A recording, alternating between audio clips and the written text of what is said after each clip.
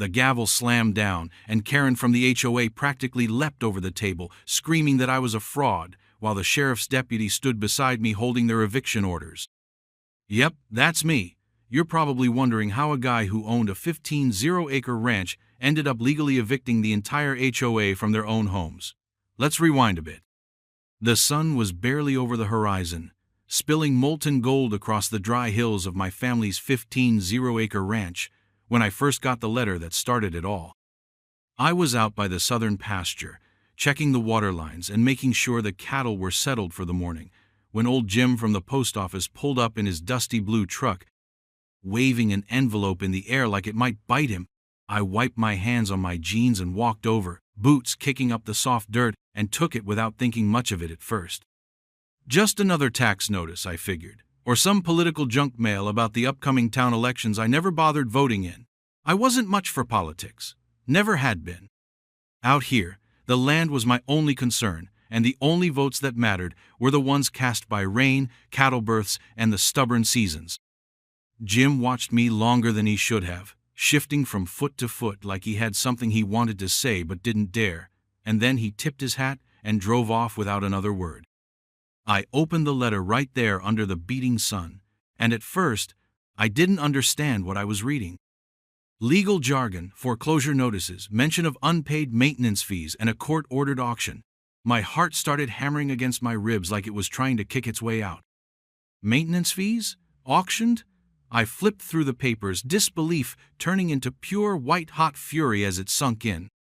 According to this official-looking document, my ranch, my inheritance, my home, my entire world had been seized and sold by the Willow Bend Homeowners Association, sold off to developers for pennies on the dollar. I staggered back like I'd been hit, the sun suddenly too bright, too hot, and the ground unsteady under my boots. This had to be a mistake. Some clerical error. I was never part of any HOA. Our ranch predated Willow Bend by nearly 100 years. My great-granddaddy staked his claim here back when the only rules were the ones you could enforce with a Winchester and a stubborn will. HOA maintenance fees? I hadn't even heard of them applying out here. Furious but trying to keep my head, I left the cattle to finish watering themselves and drove straight to town, tires spitting gravel as I tore down the old county road. At the town records office, I slammed the letter down in front of the clerk, a twitchy little man named Daniel, who adjusted his glasses and gave me a nervous smile. "There's gotta be some mistake," I growled, barely keeping my temper in check. Daniel shuffled through his computer records, fingers clattering on the keyboard, and after a long, uncomfortable silence, he clicked his tongue and turned the monitor toward me. There it was, plain as day. My ranch listed under a special annexation filed 6 months ago by Willow Bend HOA. My property was now, according to them, officially part of their community improvement district. That was how they justified the fees I never got notices about because, surprise, they had been sent to an address I didn't even recognize, not my home. And when I didn't pay the made-up fees, they slapped a lien on my land, foreclosed without so much as a knock on my door, and sold it at an HOA special auction, attended almost exclusively by their own board members and cronies. My fists clenched so hard my knuckles turned white. It wasn't just bureaucratic incompetence. This was coordinated theft, pure and simple. My hands were shaking as I demanded copies of every document they had on file. As Daniel printed them, page after page, a sick feeling crawled up my spine. It got worse. The signatures on the annexation petition? Forged. The county commissioner who signed off on the annexation? Just so happened to be Karen Mitchell's brother-in-law, Karen Mitchell, the self-proclaimed queen of Willow Bend HOA, the woman who once tried to fine me for having non-standard fencing when she caught a glimpse of my split-rail borders from the highway. It didn't take a detective to piece together the scheme. The HOA, led by Karen and her little cabal of mini-tyrants, had been eyeing my land for years. They hated that my ranch sat right on the edge of their pristine, soulless development like a stubborn middle finger to their uniform beige suburban dreams. They wanted expansion. They wanted luxury golf courses, boutique hotels, exclusive communities with fancy gates and amenities like synthetic lakes and private trails. But first, they needed my land. And because I wouldn't sell, they decided to steal it instead. They created fake records, filed false fees, deliberately sent notices to the wrong address, and when I inevitably failed to respond, they moved in like vultures picking at a carcass. Developers bought up chunks at a fraction of the land's worth, parcels divided by imaginary lines someone drew in an air-conditioned office without ever setting foot on the dirt. I sat there in the records office, breathing heavy through my nose, reading the list of buyers and feeling my rage boil over into something deeper, colder, more dangerous. Karen Mitchell had bought 3 parcels herself, right up against the main creek that fed my southern pastures. Her vice president, Todd Granger, snatched up the northern hills. Even the HOA secretary managed to scoop up a piece where my grandfather's old cattle pens still rusted in the sun. They hadn't just stolen from me. They'd carved up my family's legacy like it was a carcass on a butcher block, laughing and congratulating themselves on a deal well done. I drove home that night on autopilot, the landscape blurred by the fury burning in my chest. The cattle were still milling by the water troughs, unaware that, on paper, they didn't belong to me anymore. The old ranch house stood stoic against the sunset, windows glowing gold, the porch swing creaking in the evening breeze like a tired old soldier refusing to surrender. I sat on the tailgate of my truck, the foreclosure letter crushed in my fist, and stared at the land that had raised me, that had buried my forebears, that held every memory worth a damn in my life. I could feel the bones of my great-grandfather rolling over in their grave. This wasn't just a legal fight, this was personal, this was war. And if Karen and her friends thought they'd gotten away with stealing from me, they had another thing coming. I was born on this land. I knew every creek bed, every mesquite tree, every stubborn rock under the soil. They were trespassers here, squatters in a kingdom they didn't understand. They thought a few pieces of paper could defeat a century of blood, sweat, and stubbornness. They thought wrong.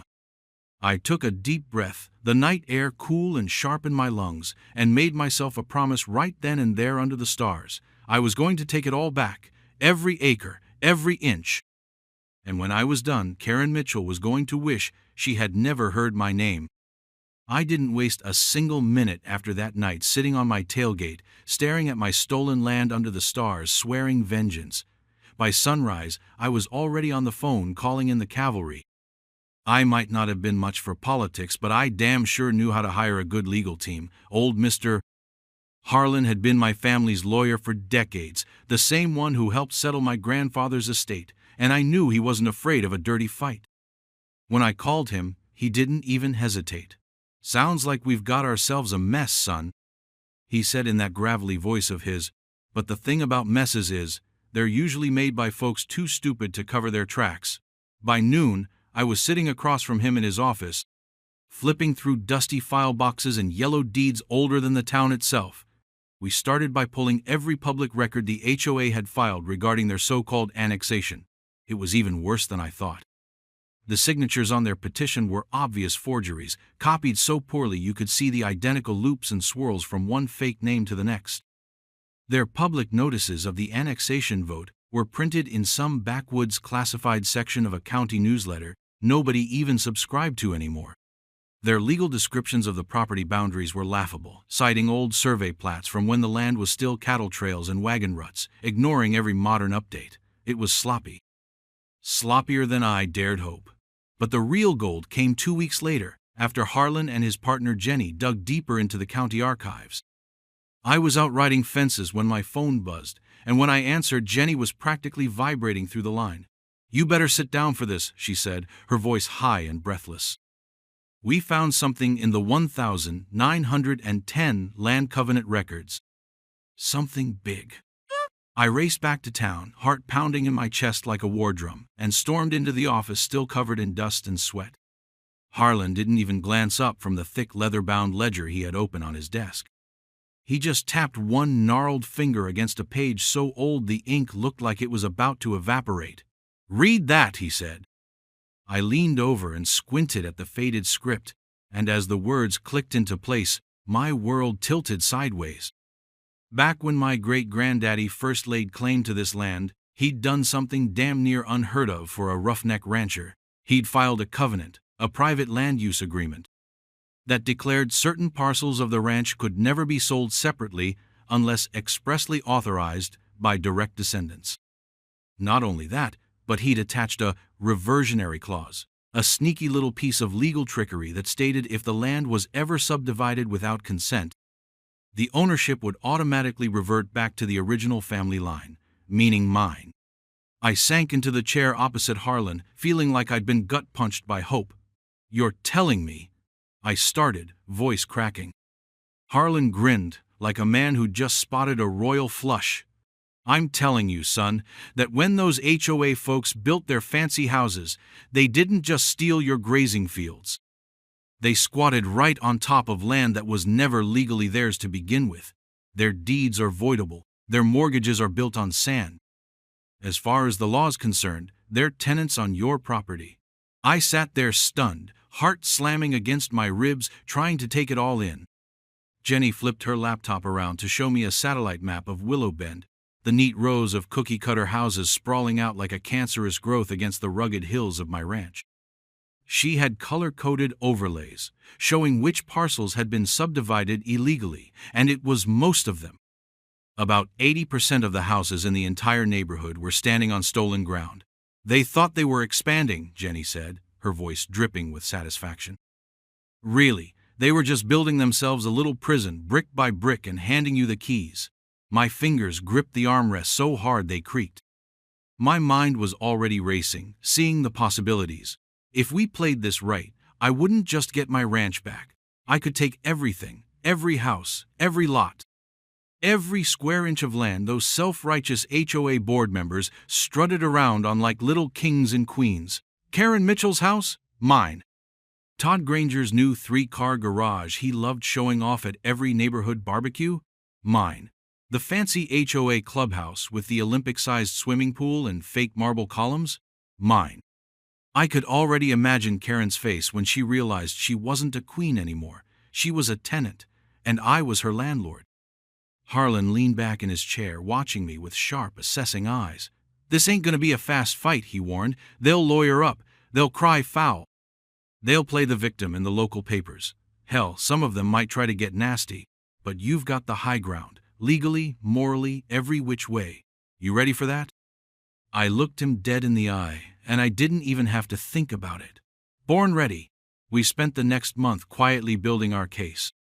Harlan filed the necessary notices with the court to preserve my reversionary rights, locking down the titles before the HOA could pull any more funny business. Jenny worked nights compiling dossiers on each parcel, cross-referencing mortgage filings, insurance documents, and plat maps to show exactly how deeply the HOA had messed up. We kept it quiet, moving like wolves in the tall grass. If the HOA caught wind of what we were doing too soon, they'd try to cover their tracks, and we needed them fat, dumb, and happy when we struck. I played my part too, kept showing up at town events, smiling and waving, even when I wanted to tear Karen's smug little face off her skull. I let them think I was beat, a sad cowboy too dumb and stubborn to know when he was licked. Meanwhile, every handshake, every "oh, you poor thing" comment was another reminder that they didn't know the storm that was coming for them. Late one night, sitting on my porch with a whiskey in hand and the case files spread out around me, I realized just how perfectly my great-granddaddy had set this trap without even knowing it. He didn't trust government. He didn't trust banks. He didn't trust developers in fancy suits. He trusted the land, and he trusted blood. And now, 100 years later, his stubbornness was about to save his great-grandson's legacy. It almost felt like he was sitting there beside me, grinning under that old battered hat, raising a glass to the long game. He used to say, usually right before whipping my behind in checkers. I smiled into the dark, the stars stretching out overhead like a promise, and toasted him back. "Time's up, Karen," I muttered. "The land remembers, and so do I." If there's one thing ranching teaches a man, it's patience. You don't rush a sick calf's recovery, and you don't fight a wildfire by charging straight into the flames. You study the land. You wait for the right wind, then you strike. And that's exactly how I plan to take back what the HOA had stolen. No courtroom theatrics, no public brawls. Just slow, methodical revenge so thorough that by the time they realized what was happening, the noose would already be tight around their necks. First thing I did was set up a series of shell companies, each with clean names that sounded just corporate enough to blend in. Sandstone Holdings, Prairie Ventures, Twin Rock Properties. Through a few trusted contacts from Harlan's network, friends of friends, mostly old-timers who hated the HOA types as much as I did, I lined up straw buyers to pose as investors interested in snapping up property in Willow Bend. No one ever connected them to me, not even close. Meanwhile, I kept my cowboy hat low and my smile ready, playing the role of the beaten-down rancher who was just trying to figure out his next move. Outwardly, I was invisible.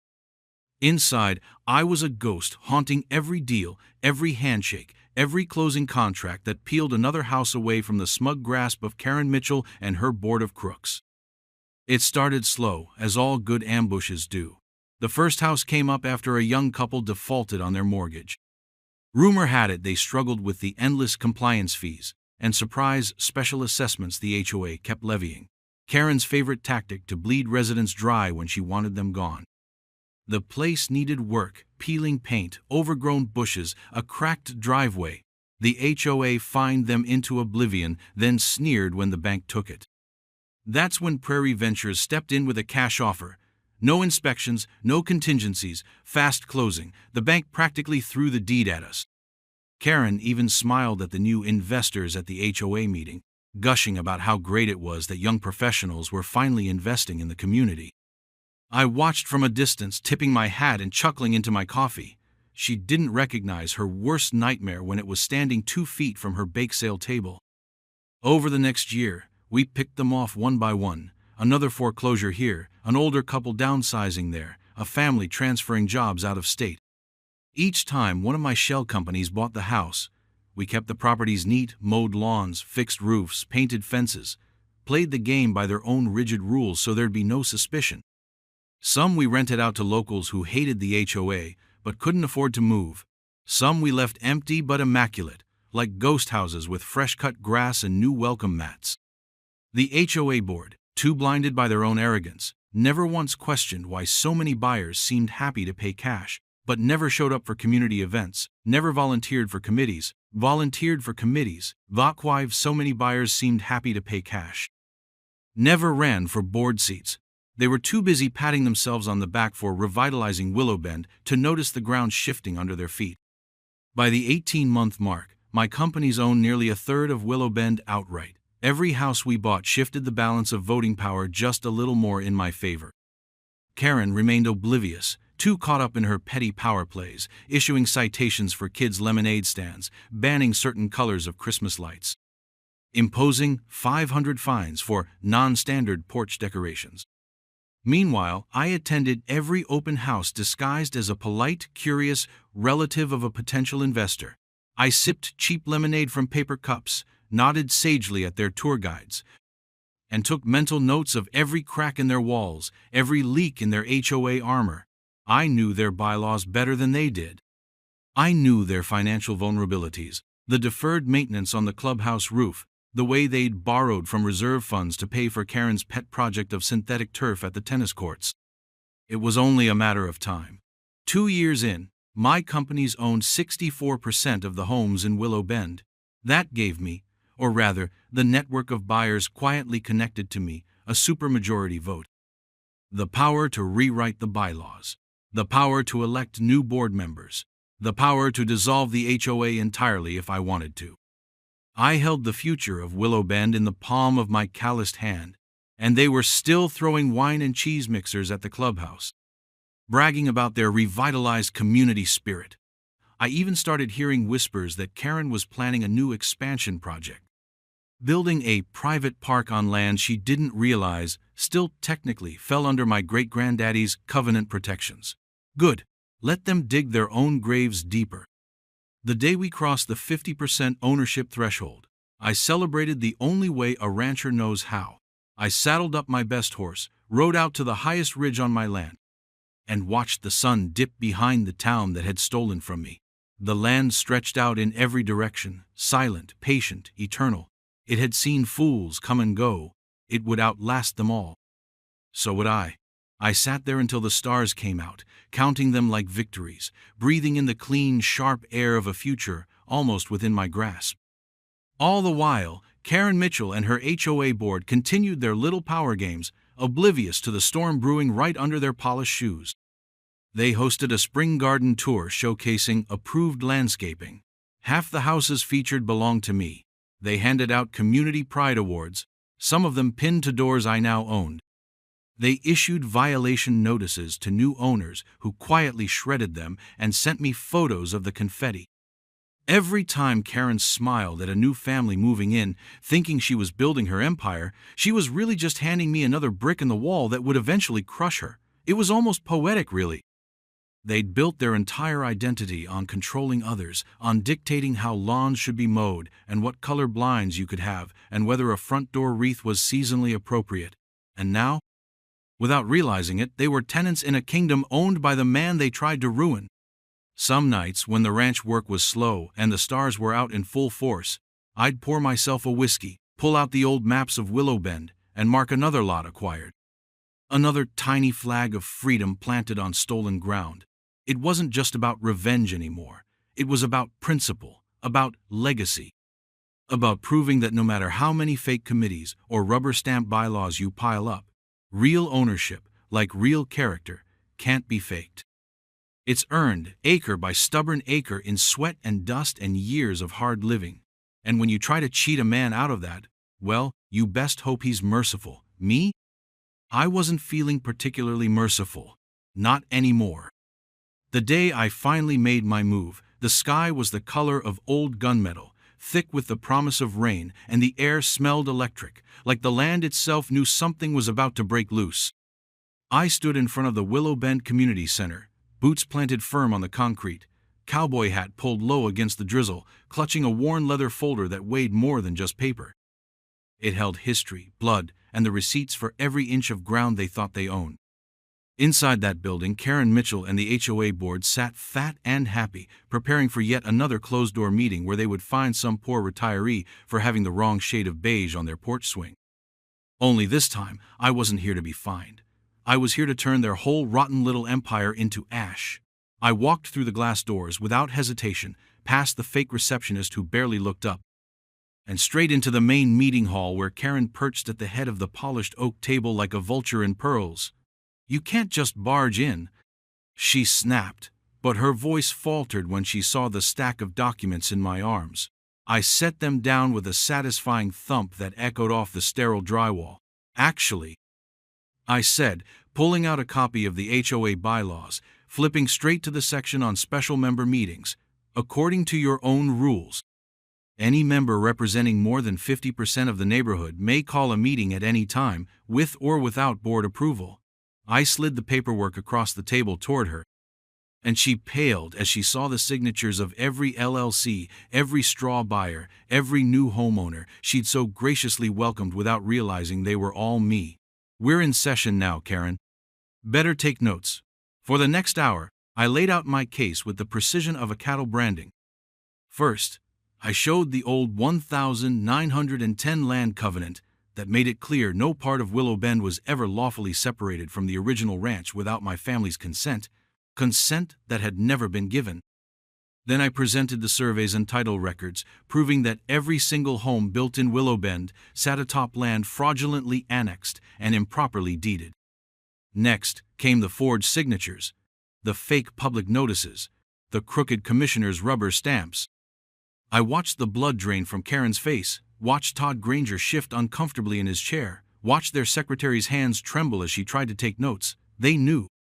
They knew it was over before I even got to the lawsuit, but I didn't stop there. I dropped the hammer. One by one, I called out the board members by name, reading off the specific damages each was being sued for personally: breach of fiduciary duty, fraud, conspiracy to commit title theft, and good old-fashioned property conversion. This wasn't just a civil suit against the HOA itself. I was coming after them individually, their houses, their savings, their trust funds, their kids' college accounts, everything. Karen tried to interrupt, tried to bluster about countersuits and SLAPP violations, but her voice cracked like dry timber under the weight of the evidence. And when I pulled out the court injunction already signed by a district judge, barring the HOA from collecting any more dues, enforcing any more fines, or even holding a meeting without court approval, she finally, but mercifully, shut her damn mouth. The room sat in stunned silence, the only sound the soft pitter-patter of rain against the windows. "Effective immediately," I said, my voice steady. "The Willow Bend Homeowners Association is under court, ordered suspension pending full legal review. You are no longer authorized to act on behalf of the neighborhood. Any attempt to collect dues, issue fines, or enforce regulations will be considered contempt of court." Karen opened her mouth again, but this time it was Todd who put a hand on her arm and shook his head. He knew. They all knew. The walls were crumbling, and there wasn't a damn thing they could do to stop it. Over the next 6 months, the case wound its way through court like a cattle drive through deep mud, slow but inevitable. My lawyers buried them in discovery demands, subpoenaed every shady contract, every sketchy email, every under-the-table land deal they thought would never see daylight. We found records of special assessments funneled into private bank accounts, fake consulting fees paid to relatives, and enough conflicts of interest to make a crooked congressman blush. Karen tried everything: sob stories in the local paper, GoFundMe campaigns painting herself as a victim of rural aggression, even half-hearted countersuits claiming harassment. None of it stuck. The evidence was too overwhelming, too damning. And the final nail in the coffin came when the county commissioner, under threat of perjury, confessed in a sworn deposition that the original annexation approvals had been, quote, "rubber-stamped without proper verification," at Karen's insistence. "The judge didn't just rule in my favor, he torched them." In a scathing 23-page opinion, he declared the HOA fraudulently constituted, illegally operated, and irreparably compromised, and ordered its immediate dissolution. He vacated every lien they had ever filed, nullified every fine they had ever levied, and canceled every pending foreclosure they had instigated. And he wasn't done. Personal judgments were issued against Karen and each board member, holding them jointly and severally liable for millions in damages, not just to me, but to dozens of other homeowners they had bullied, extorted, and harassed over the years. Their houses were seized, their bank accounts frozen, their country club memberships revoked when the monthly dues mysteriously went unpaid. Watching them fall was better than any whiskey I ever poured. Karen lost her house first, a sprawling faux mansion she'd once bragged about being future-proofed with smart tech, now auctioned off at a sheriff's sale for pennies on the dollar. Todd tried to hide assets by transferring them to his brother. The judge slapped him with contempt charges faster than you could blink. Their secretary, a meek little woman who once fined a family $300 for excessive Halloween decorations, had to move back in with her mother, and me? I took possession of the community center, the clubhouse, the parks, the trails, every piece of land that once belonged to their hollow little kingdom. I didn't just control Willow Bend now. I owned it, legally and fully, down to the last blade of HOA-approved Kentucky bluegrass. On the day the final orders were recorded, I stood in the middle of the empty community center, the polished floors echoing under my boots, and hung a single brass plaque over the fireplace. Property of Freedom Fields Ranch, no trespassing, no HOAs, no exceptions.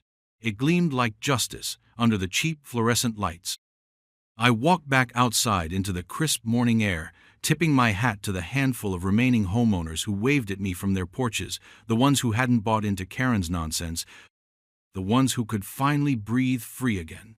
My boots crunched on the gravel as I headed toward my truck, the whole town spread out before me like a conquered frontier. For the first time in 2 long, bitter years, I smiled without reservation. The land was back in the right hands. And the fools who thought they could steal it had been taught a lesson written in deeds, dust, and a stubbornness they'd never understand. The long game was over. I had won. Once the dust settled and the final gavel came down in court, it was time to finish what I started. Eviction day wasn't some dramatic showdown like you'd see in a movie. It was quiet, methodical, almost boring if you didn't know the story behind it. One by one, the former HOA board members received official notices from my attorney's office informing them that, due to their fraudulent titles being nullified and personal judgments levied against them, They no longer legally owned their homes. They were now tenants, and they owed rent to Freedom Fields Holdings, which of course was me. The rent wasn't cheap either. Market rates had climbed, and I made sure every penny squeezed out of those beige, soulless houses went back into restoring the ranch they tried to steal. Watching them shuffle out their front doors, red-faced and humiliated, dragging garbage bags stuffed with their designer clothes, was better than any Sunday sermon. Karen Mitchell was the last to go, clinging to her crumbling McMansion like a barnacle on a sinking ship. She held out longer than the others, filing desperate motions, crying to the local news, pleading with anyone who would listen about the injustice being done to her. But the law was ironclad, and the sheriff's eviction notice didn't care about her crocodile tears. When the moving trucks finally rolled up to her manicured driveway, it wasn't antique furniture or priceless heirlooms they loaded. It was desperation and shattered pride, packed into sagging cardboard boxes and cheap plastic bins. Karen's jewelry, the same pearls she wore like a noose of superiority at every HOA meeting, went first, auctioned off to pay her share of the damages. Next went the Mercedes she once parked diagonally across 2 spots at the clubhouse just to show she could. Her vacation timeshares, her husband's fishing boat, even the fancy gym equipment gathering dust in their garage, all sold off piece by piece until the Mitchell name bevol Saven Taven by Arsible 25, once whispered with such reverence around Willow Bend, became a punchline for anyone who knew the truth. As for the old HOA office, the crown jewel of their petty kingdom, I had plans for it, big ones. I didn't just want to erase their mark. I wanted to replace it with something better, something lasting. So one bright Saturday morning, under a sky so blue it hurt your eyes to look at, I brought in a bulldozer and leveled the place to the ground. No fanfare, no ceremony. Just steel teeth tearing through drywall and broken dreams, while a small crowd of neighbors, real neighbors, not the Stepford cult Karen tried to build, cheered and whistled from their porches. In its place, I built a public dog park. Not some fancy members-only patch of AstroTurf, but a real park, with trees and open fields and a big wooden sign carved by hand. We named it after my great-granddaddy, the man who started it all, Granger's Run. Every time I see a kid laughing while their mutt chases a ball across that grass, I remember why I fought so damn hard. Because land isn't just dirt, it's memory, it's freedom. It's every calloused hand that ever worked it, every back bent under the sun, every stubborn dream too important to let die under a pile of HOA paperwork. The final months passed, in a slow, sweet haze of satisfaction. Without the HOA breathing down their necks, the remaining homeowners started fixing their houses the way they wanted, painting bright colors, planting real gardens, raising flagpoles, and building tree houses. It wasn't a neighborhood anymore. It was a community, a real one, and every inch of it stood because I refused to let them steal what wasn't theirs. I took my time restoring the ranch, too. Repaired the fences, reseeded the pastures, dug new wells where the old ones had run dry. And when the work was done for the day, I'd sit on the porch of the old ranch house, coffee in hand, boots crossed at the ankle, and watch the sun bleed across land that was now officially, legally, indisputably mine, not just once, but twice over. Mine by blood, mine by battle. Some nights, I'd chuckle to myself, remembering Karen's screech when she realized she'd be writing rent checks to the very man she tried to ruin. Other nights, I just sat quiet, listening to the coyotes howl in the hills, feeling the deep, ancient hum of the land beneath my boots. The land had a long memory, and so did I. On the 1-year anniversary of the final court ruling, I decided it was time for a proper finishing touch. I took the battered old Willow Bend HOA office sign, salvaged from the ruins before the bulldozer got to it, and dragged it out to the edge of the main road. I set it on a sawhorse, took a blowtorch to it, and burned the lettering clean off. Then, with careful strokes, I painted a new sign over the blackened wood, the letters thick and proud. That evening, with the sun sinking low behind me and the sky blazing orange and gold like a campfire stretching across the heavens, I dug 2 deep post holes by the side of the road. I set the new sign between them, packed the earth tight around it, and stood back to admire my work. It read simply, "Welcome to Freedom Fields, no HOA allowed." No flowery slogans, no hollow promises. Just the truth, plain and powerful, like the land itself. I wiped the dust off my hands, tipped my hat to the setting sun, and walked back up the hill toward the porch. The warm breeze carrying the sweet scent of sage and mesquite across fields that no one would ever steal again. The fight was over, the land was free, and so was I.